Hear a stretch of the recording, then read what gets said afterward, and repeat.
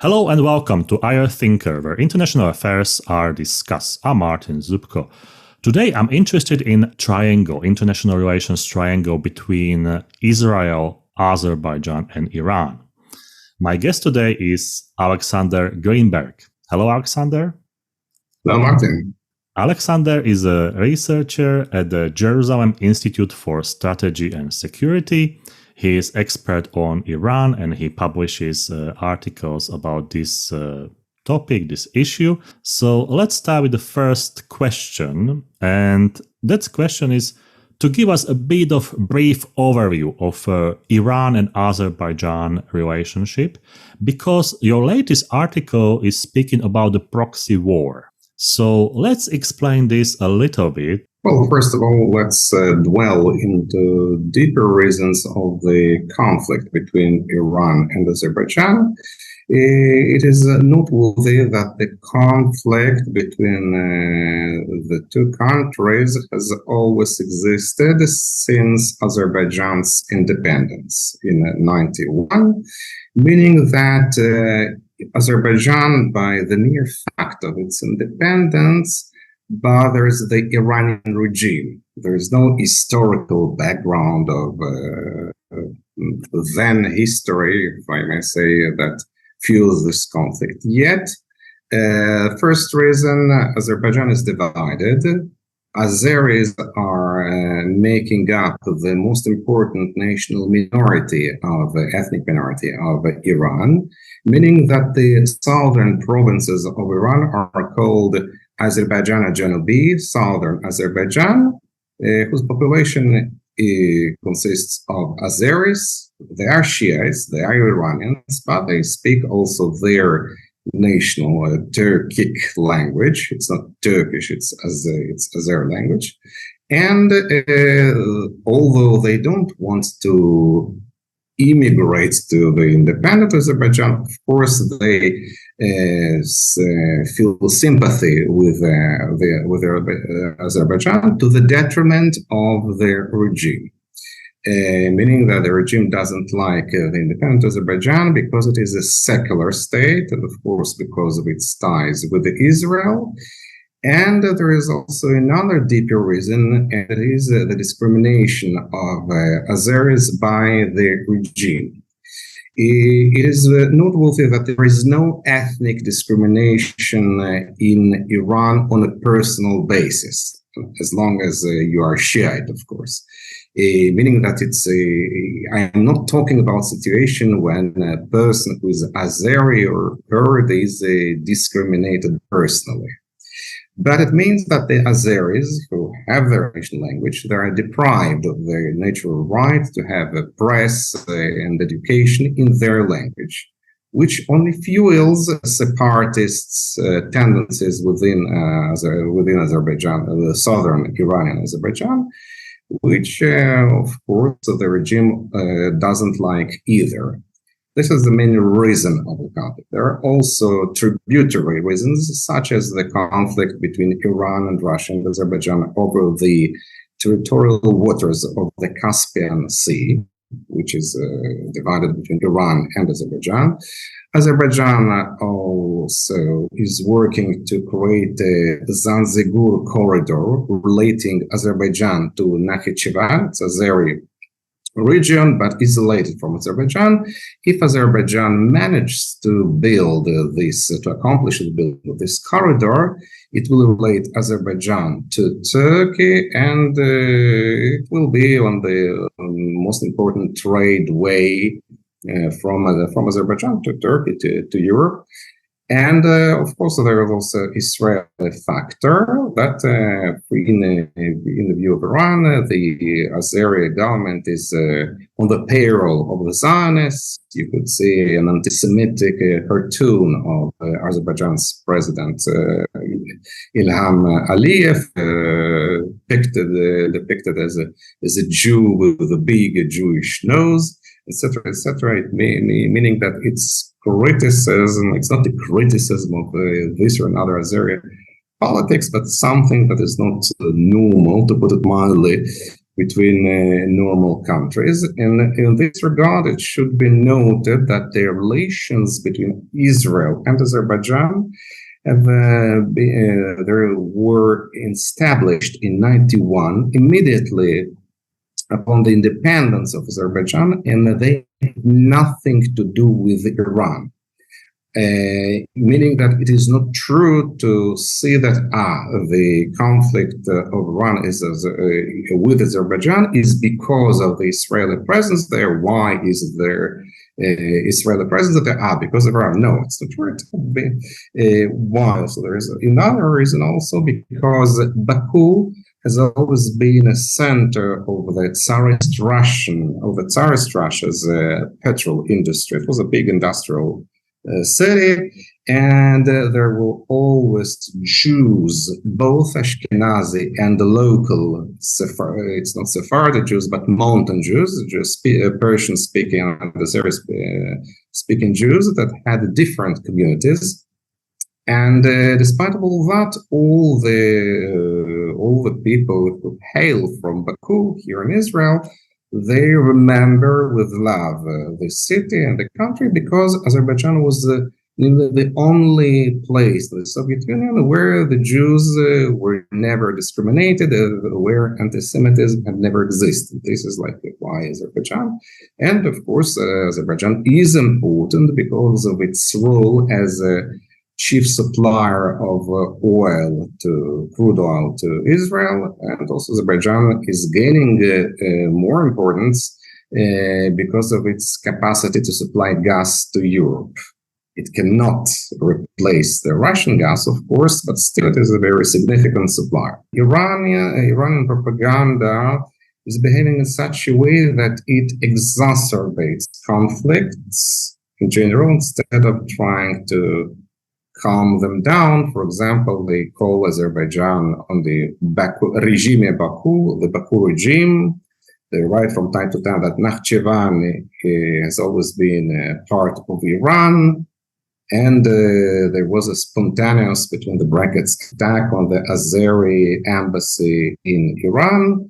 And of course, it cannot be a spontaneous thing in Iran.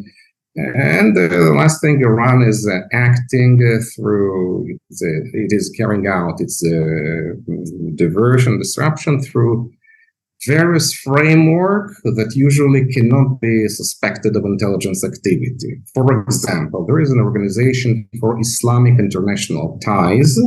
It's formally it's an organization that spreads Iranian culture. So from the first glance, it's a normal organization, but if you look into their site, you clearly see that it propagates the Iranian regime propaganda, neither a Persian language as such, nor a Shiism, and people belonging to this, who are affiliated to this organization, are very often IRGC officers who do some other things, and this is why they were expelled from Azerbaijan.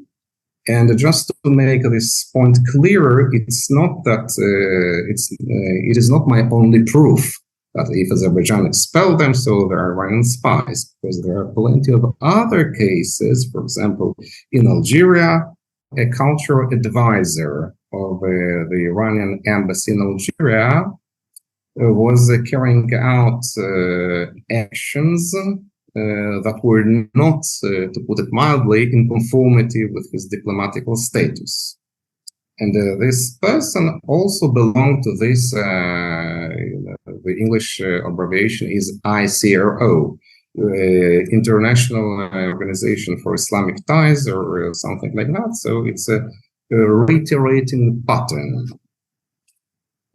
across. So this is, in a nutshell, the peripacy of Iranian Israel as Eritrea.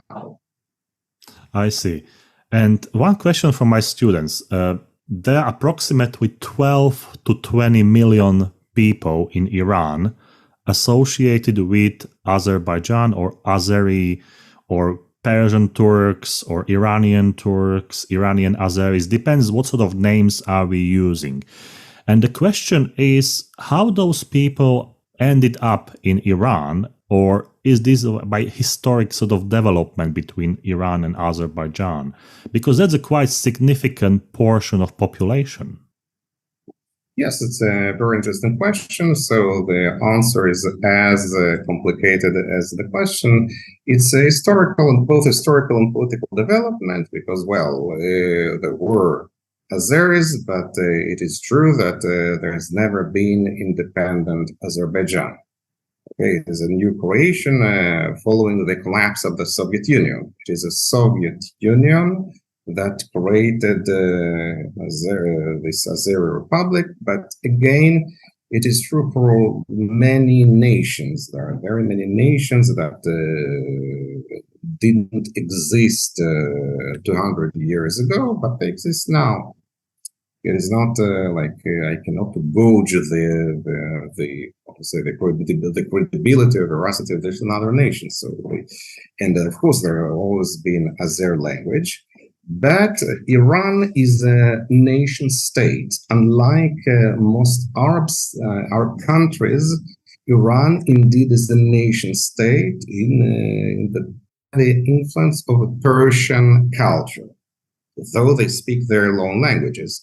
And Iran, before the rule of the Mohammad Reza Shah, the founder of the modern Iran, was indeed just there was Iran, but there were many tribes, and what Mohammad Reza Shah, not Mohammad is his son, Kennedy, he melded Iran into one national state.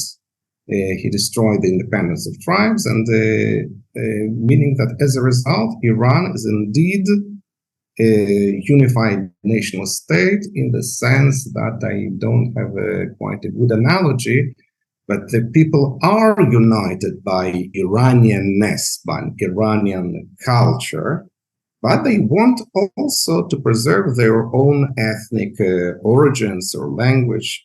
So there is no contradiction. The problem is that the regime does everything it can to exacerbate, even unwillingly, this contradiction. So this is the answer, and because indeed Tabriz, the capital of Iran and Azerbaijan, was also Iran's capital, but several hundred years ago.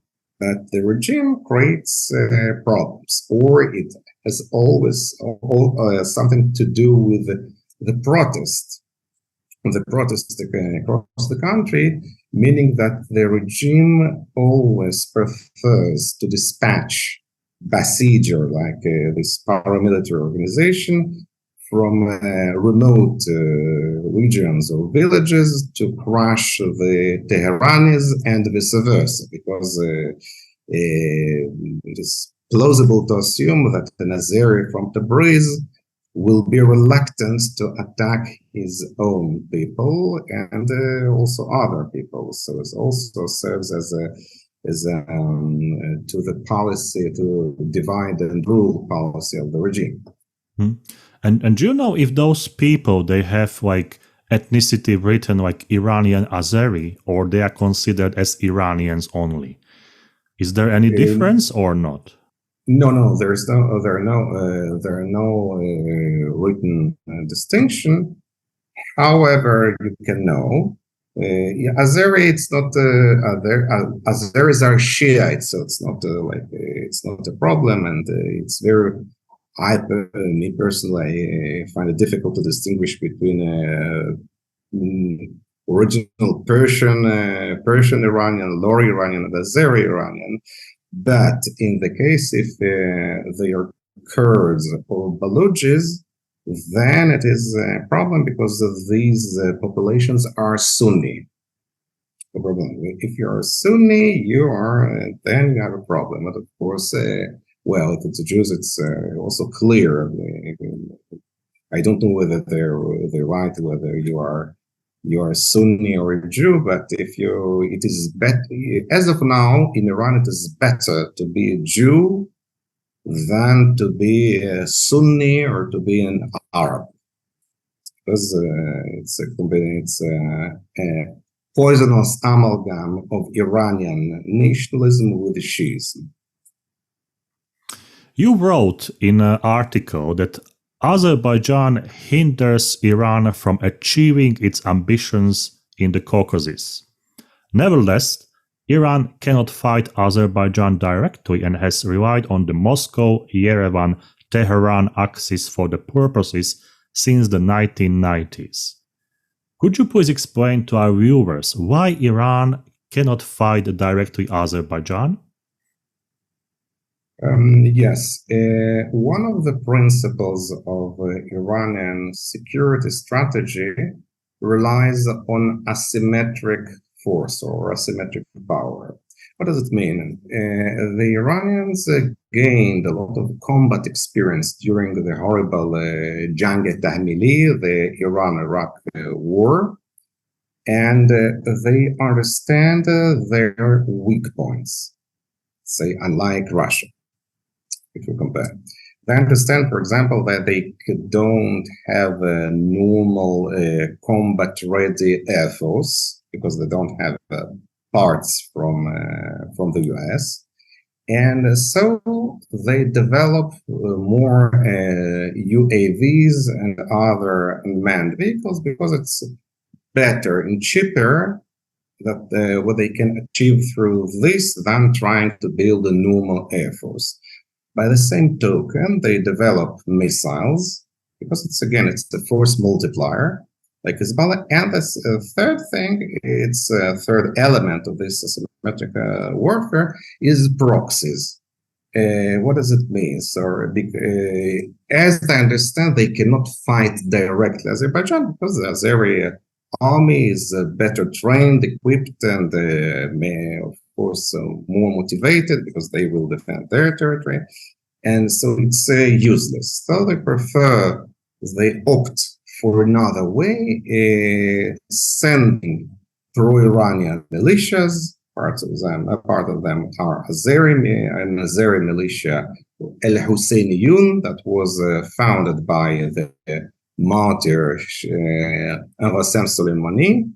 So they established a local militia in Azerbaijan. They are not as terrorists as, let's say, pro-Iranian Iraqi militias, but still they can organize incitement against the Azeri government and do some covert actions, etc., etc. So this is the power of Iran, or just as they control in Iraq, for example, to make it clearer.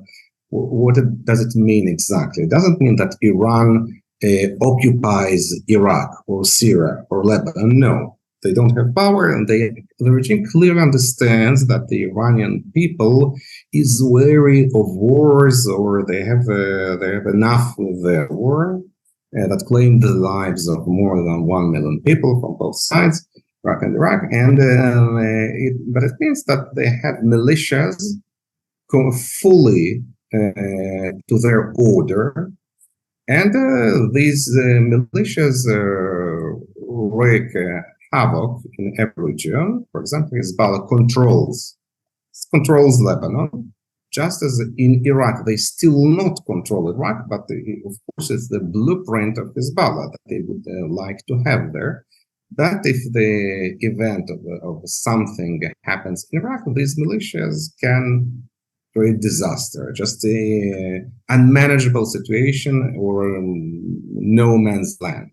So this is how Iran works. And of course, it uses Armenia to supply weapons against Azerbaijan to Armenia through Karabakh. For example, Armenia purchased Iranian drones. It cannot be compared. It is not, of course, Israeli-Palestinian issue. It's not Jammu and Kashmir in Pakistan and India. It's something altogether different, because in two previous cases, we're talking about a controversy. Both two parties claim the same territory, and usually, as we know, in geopolitics, each party has good reasons. Okay, so I'm ready to talk also about the Palestinians. But in this case, it's altogether different, because the Karabakh is internationally recognized territory of Azerbaijan. There is no controversy. Okay, it's their right of the Armenians at Karabakh that they don't want to live under Azeri rule, but it is their problem. It is not an international problem. International problem, we can evoke it only when we have two internationally recognized actors. And what Armenia is doing is quite not along the lines of normal international policy, because Armenia itself does not recognize Karabakh, but it supplies weapons to Karabakh and wants the others also to recognize it. And the last development related to the Ukraine war, to Russia's aggression against Ukraine, is that Iran delivers drones to Russia through Armenia, just as Vardanyan, Ruben Vardanyan, the head of Karabakh, is officially Putin's pawn. And he was even inserted into the Ukrainian list of internationally non-grata persons or something like that. But it is also very well known. It is not that I think anything about Iran. So if I see Iranian newspapers that officially declare that an axis, Yerevan, Moscow, Tehran, must be created, so they say it. If they say that Armenia is the very important strategic ally, so in this case, the relations of Armenia with Iran are much more than just normal relations between two countries. Why? Again, I'm not against the Armenians' right to maintain relations with Iran because they don't have other choice. But what the Armenian government is doing, including also overtly anti-Semitic declarations regarding the Israel, Iran and Azerbaijan. Also, they translated from Iranian newspapers, so it's something much bigger. I just like to underline that when Alexander speaks about newspaper, Alexander speaks also like 10 languages, so he is well informed because he is reading various sources. But you mentioned Huseyniyyun Brigade when you were speaking about this previous question. Can you please explain us how active is this brigade at the moment? And what's the mission? What exactly they doing? They doing like terrorist attacks, or they doing some sabotages, or how they operate? Yes. So the ideal of the regime would be that they become indeed like Fatimiyun in Syria, like Hezbollah in Lebanon, but it is not impossible. So yes, they do sabotage. They do some incidents that if you look from a side, so you cannot, okay, so just was an incident. But if you see these people, so you see that they were trained in Iran and guided by Iranians. For example, in Nakhchivan, there was several years ago, there were like local politics for the elections of the governors, something like that. But if you investigate, you see that behind the normal motives of local municipal politics, there was Iranian guiding, or it may be Islamist propaganda, because also it should be noted that Haidar Aliyev, the founder of independent Azerbaijan, was a completely secular person. He was one of the most important KGB hiring officers. He would like to be, maybe he planned to become the head of the USSR KGB, that had to contend with his local status. He spoke perfect Russian, better than Azeri. And because of that, he understood the danger of Islamism. So what may look in the West like it's let's say, limiting of the freedom of speech, but you see that those guys who claim the freedom of speech are somehow Islamists. Just as but in this case, they're pro-Iran Islamists. In Arab countries, they are pro-Al-Qaeda Islamists. But also, there is a very important remark that should be noted for Western audience. when you hear usually that a person was a high-rank KGB officer, you may think, oh, was a really bad person, but it's not true, because if it is in conventional Russian person, then yes, because in Russia, if we can see today, it's a negative selection that rules. The more thuggish you are, the upwards, the more you go up the hierarchy. But it was not the case in Soviet republics, because a person from Azerbaijan or from any other place who came to who rose on this rank of hierarchy of KGB must have been a really person with good qualities. Otherwise, they would never have let him go upwards. So he understood also the necessity of having good ties with Israel and Western orientation. This is their orientation is not Russian, but more like Westerns. And in terms of the size of that brigade, do we have any numbers? Like how many people are involved, plus minus? We don't.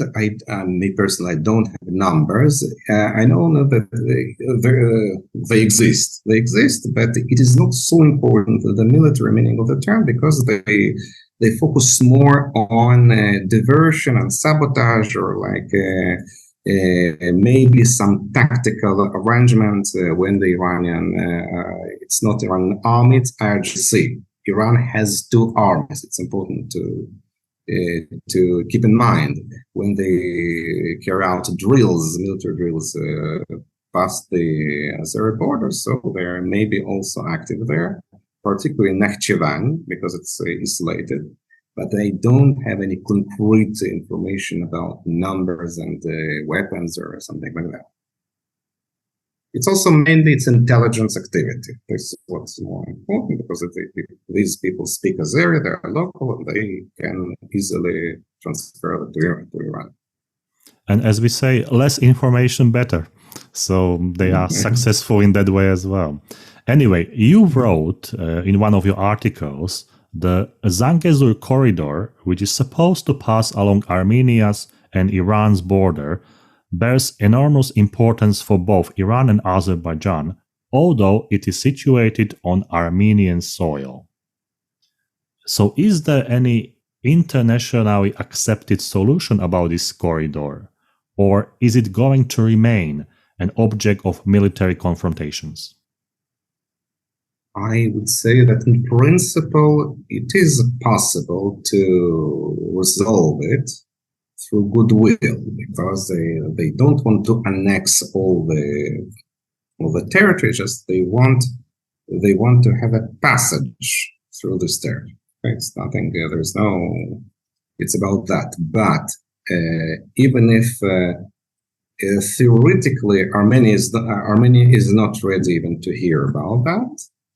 But even if Pashinyan, Nikol Pashinyan, the president of Armenia, is in principle could be able to come to terms with Azerbaijan and even with Turkey, neither Iran nor Russia will ever let him consent to any agreement with Azerbaijan. It doesn't mean a new war will break out, hopefully. It's not a situation, but it will remain the tension, the source of tension, because Iran simply cannot let it happen, because if it happens, Iran will feel like by-sided economically. Right.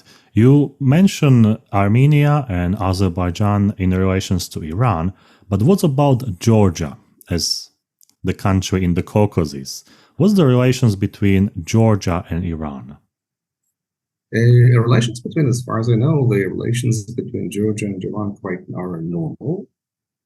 They're normal, but nothing specific, but Georgia has no pretensions, or like they are what they are, and all the They are not in conflict with anyone, well, except for with Russia, of course, but we all know very well the reason. By contrast, the relations of Armenia with its neighbors are full of historical memory or grievances, or there is no will. Georgia has no historical connotations with Iran. Armenia has, but in this case, it's the opposite of Turkey. There is an Armenian minority in Iran that have always lived there normally, in good relations with their Muslim neighbors. They were never discriminated in Iran, and by the way, very often do you know what resident is? Head of a KGB station abroad. So the resident of Soviet embassy and KGB in Iran usually were Armenians because they spoke Persian and looked local. So the relations of Armenia with Iran are very good in general, historically. So, but as long as Armenia remains reluctant to come to terms to promote any peace plan with Azerbaijan and Turkey, it will remain stuck to its present and past, because Armenia lost its Russian ally. Russia is weak now. It simply cannot, neither can nor want to protect, nor wants to protect Armenia. And Georgia doesn't have all these problems, except for Russia. Right. One question from our students is about Caspian oil. And they are interested in the geopolitics of the Caspian Sea, you know. For instance, Iran, Azerbaijan, maybe Israel as well. What are the geopolitics of the Caspian Sea and Caspian oil base?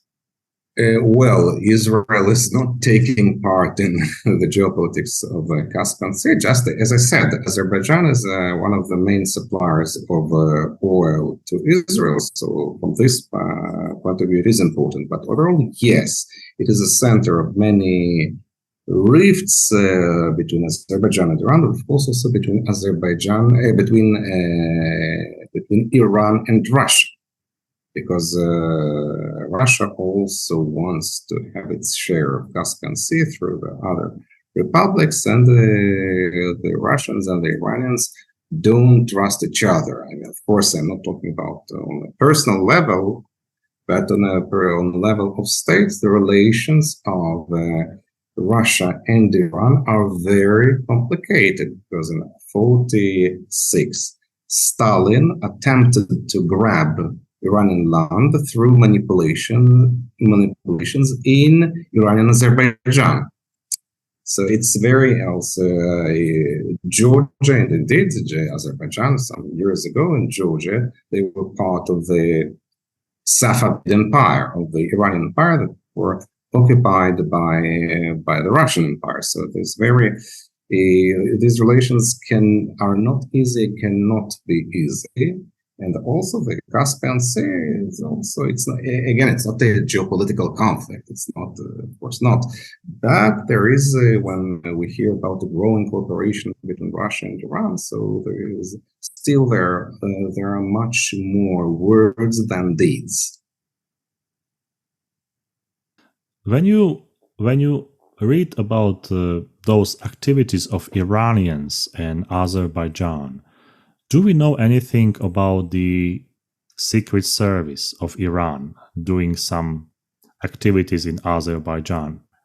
Is there any public, sort of like a leak or some incident, maybe scandal that you know about?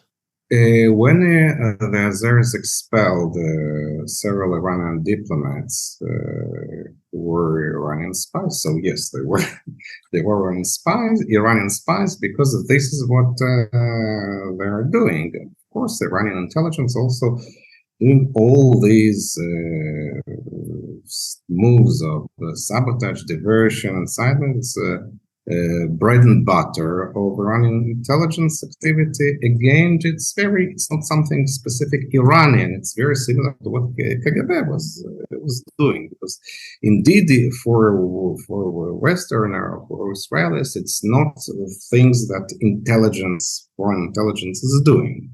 But in Iran, just as KGB was dealing with newspapers, with slandering and like organizing clandestine movement. So this is what they're doing. But the peculiarity of the Iranian regime is that they try to outsource, if I may so, this activity to the locals. For example, to carry out terrorist activity or drug smuggling in South America, they use Hezbollah networks. That's a famous American Cassandra project. So because they know the Hezbollah, the Lebanese community, there are many Lebanese communities in South America, so Hezbollah are much more professional, so they can do it better. So they prefer not to implicate their own citizens in these activities. For example, it's not related to Azerbaijan but to Israel. So several months ago, before the holiday of Pesach, Pascha, the Greek security service thwarted an attempt of Iranian intelligence to kill Israelis and Jews coming to the Chabad kosher restaurant in Athens.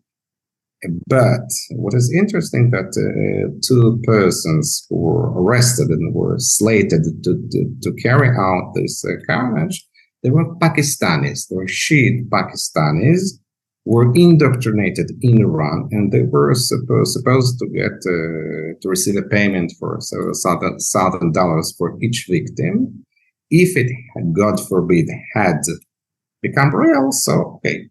Iran, we're talking about Iran, but there are two Pakistanis. I don't know how it is connected with to Iran, but it is connected because they were indoctrinated and found by Iran. This is Iranian outsourcing. This is why it's also dangerous, because if it comes real, you cannot prove anything unless you have real proof. Could you elaborate on the significance of Iranian Foreign Minister Hossein Amir Abdollahian's statement that Armenia's security is Iran's security? I think for some students that might be slightly unclear how you can connect your national security of Iran with Armenia, which traditionally Armenia is under or was under Russian wings. Yes, well, it's a classic of the genre, as I would say. So there are levels here. First, there is eloquency, so like a classical version of Russian eloquency, that it's never only business. So you're secure, my friend. You're like, oh no, it's normal form. And there is second, what he does not say is clearer than what is said. So they use Armenia as a forepost or whatever to attack Azerbaijan, not to attack a launch a war, but to do these things against Azerbaijan. So this is what he means. Moreover, there is another confirmation of what I'm saying, is that several months ago, the former ambassador of Iran's ambassador to Syria, Mehdi Subhani,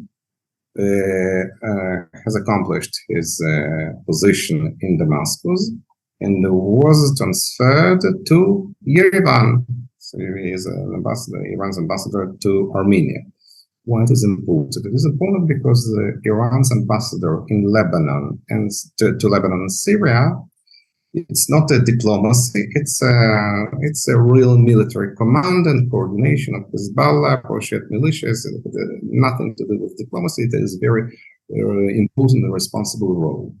And if we see this person is transferred not to vacation, but to continue the role in Yerevan, the conclusion is only one, that they attribute, the Iranian regime, attribute an utmost importance to Armenia. Otherwise, it's very difficult to explain that. So the problem here is again that Armenia still, it's a country, it's a state, it's not a no man's land that no one controls. So if I would expect from Armenian leadership to understand that they doing so, they only exacerbate the conflict. In the meantime, they don't have allies except for Iran. But of course, Iran, there are no equal partnership with Russia or with Iran, because these regimes understand only the framework of relationship as a vassal and seigneurial. There is no, like, they're not equals. This is the situation they have. And what is the Israeli and Armenian relationship? I don't know exactly. In principle, they would like to have a relationship, but they require they are still there is they don't they are not ready to have relations with Israel as long as Israel has relations with Azerbaijan. First reason, but again, it's not against Armenia. So we have relations. If Iran doesn't seek to attack Israel or Azerbaijan, so we're not, our diplomats are not going abroad with the thought, how do we fight Iran? So, but if someone seeks it, so we will get. And the second thing is the recognition of the Armenian genocide, which is a very complicated issue, and not only because because of the Turks. There are very many historical considerations, etc., etc. And this is like, and there's a third reason, as currently Armenia is replete with plenty of Iranian and Russian spies. It's not a good place for Israelis to be there, because again, Armenia, there is an Armenian battalion of volunteers who are ready to go to Donbass to fight for Russia, or Luhansk Democratic Respublica, and so like that. It's not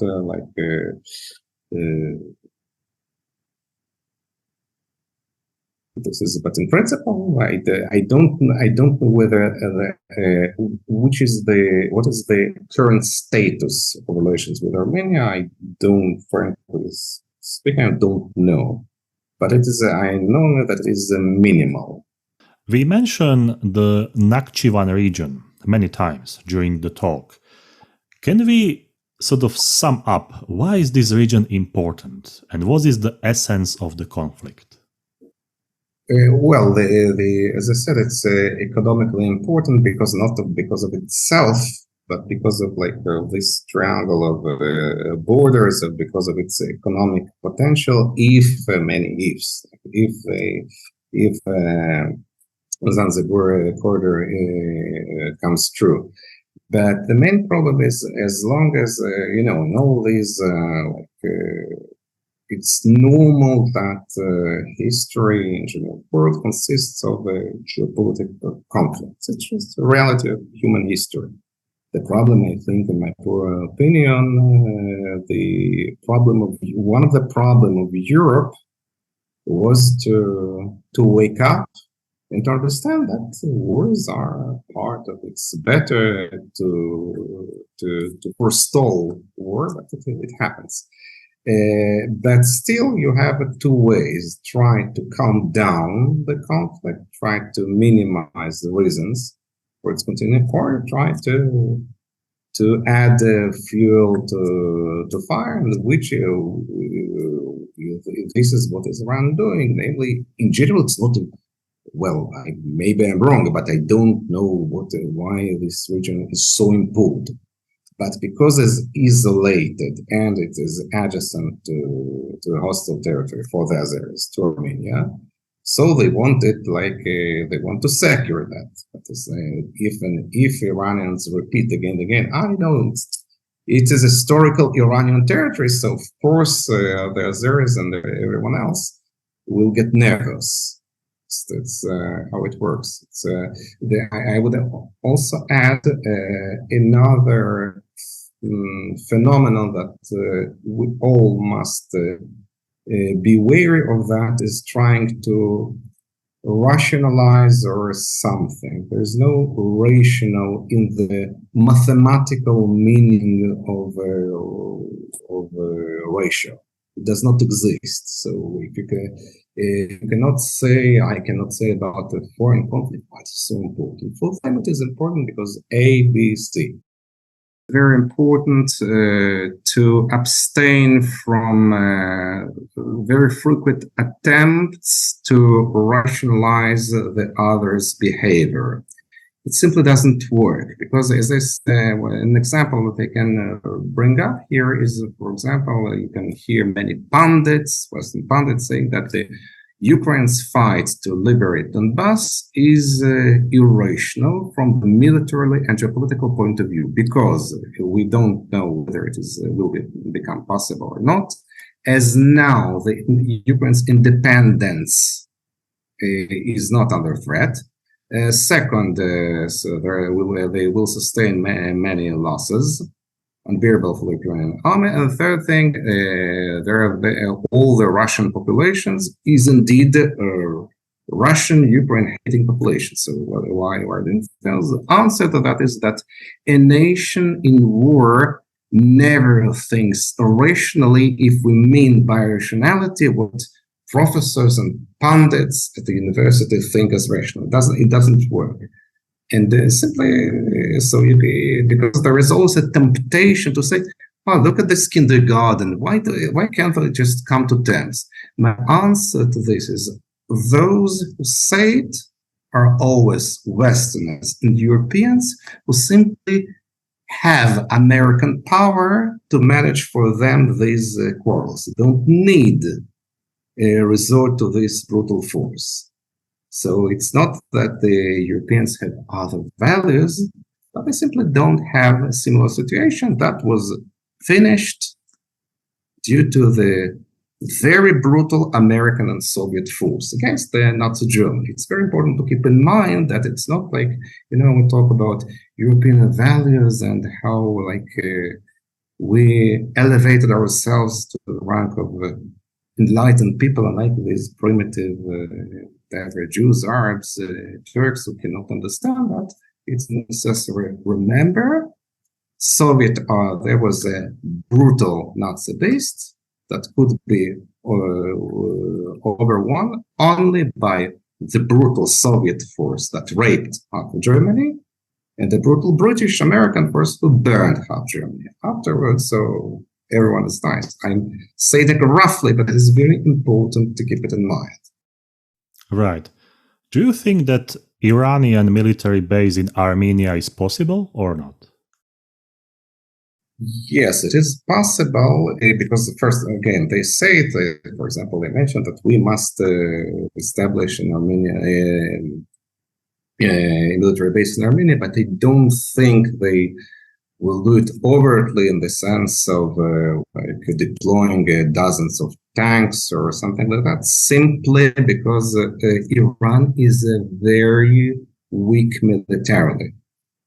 Iran's forces, this asymmetric force that I was talking about, but their conventional military might is very weak.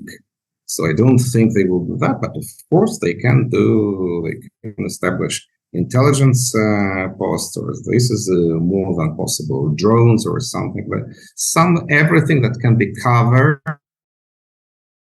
Iranian access to Azeri territories, or sending proxies also, but not an overt military technique or vehicles or tanks. When we speak about Iran and Azerbaijan, can we also assess the position of European Union, China, let's say India or United States in this? Or is this more like internal, sort of bilateral conflict between Iran and Azerbaijan, and the great powers they are not that interested in? What do you think? I would say I'm fear to speak out categorically because it's very difficult to assess. But as it looks now, I would opt for your last option. It's a local conflict.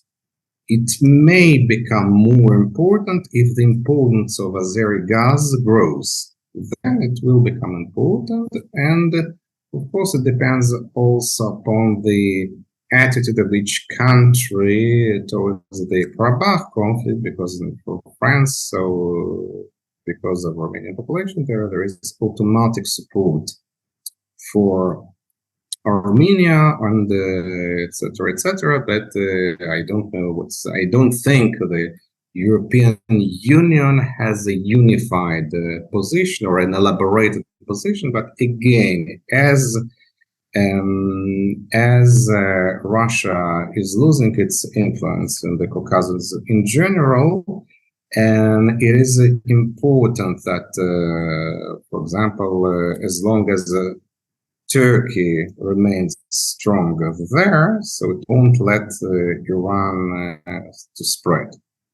It is a consideration. And of course, because Karabakh is important for Putin, because of Vardanyan, so Vardanyan and Pashinyan are two different people, then also the issue can become more important in the sense that Karabakh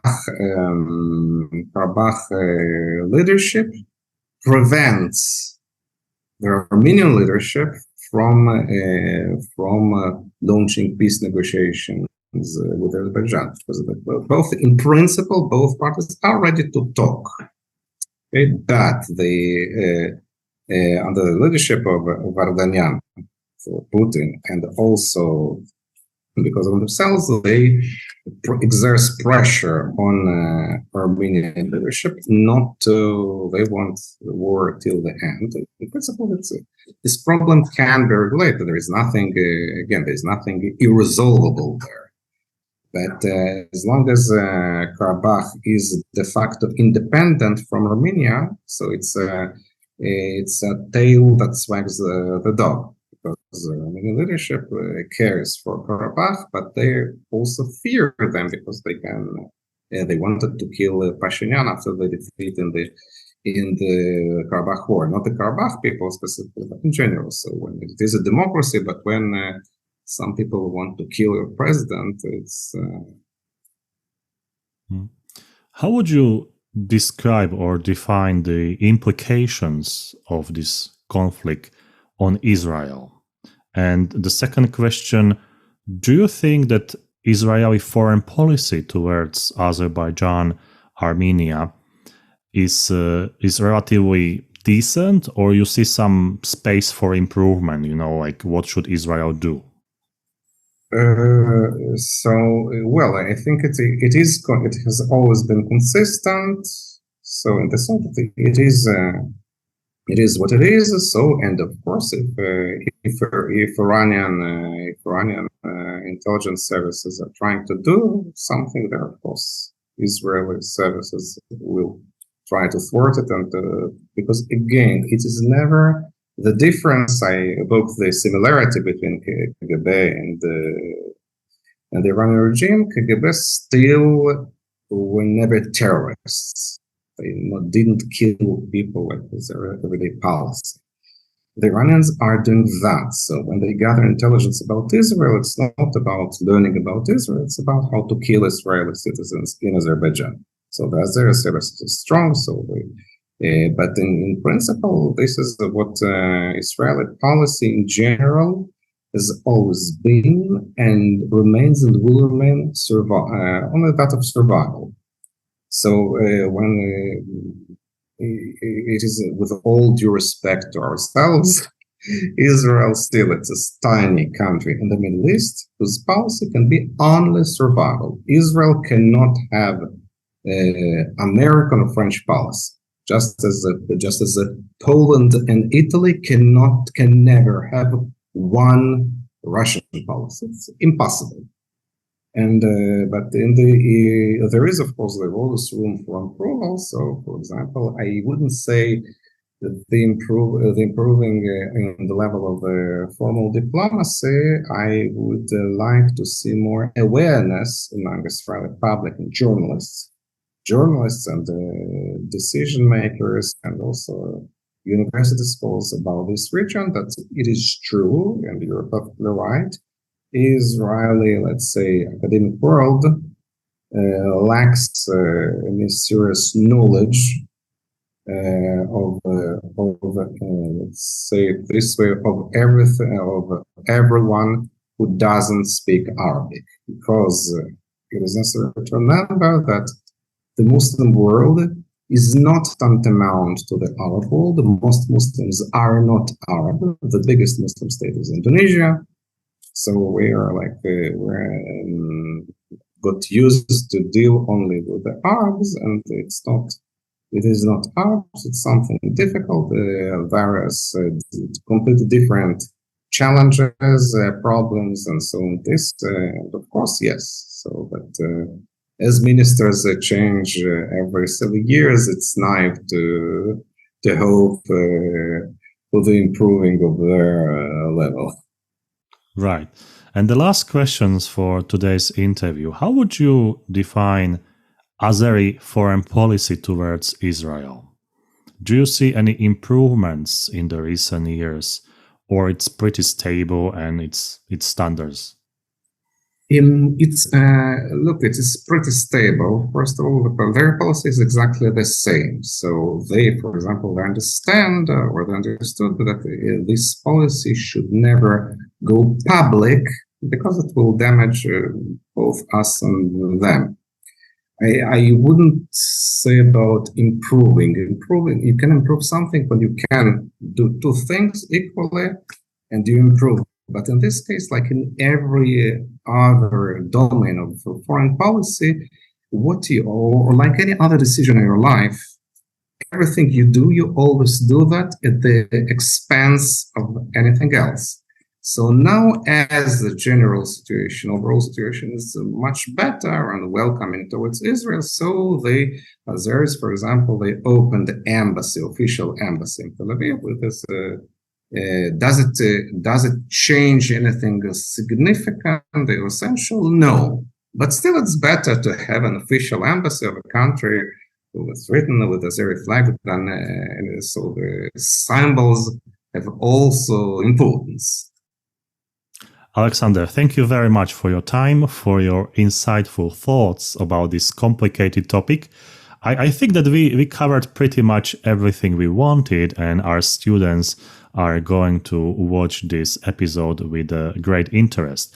Because as you said at the beginning and throughout the talks, I think this issue, Azerbaijan, Iran/Israel, needs more attention, more research.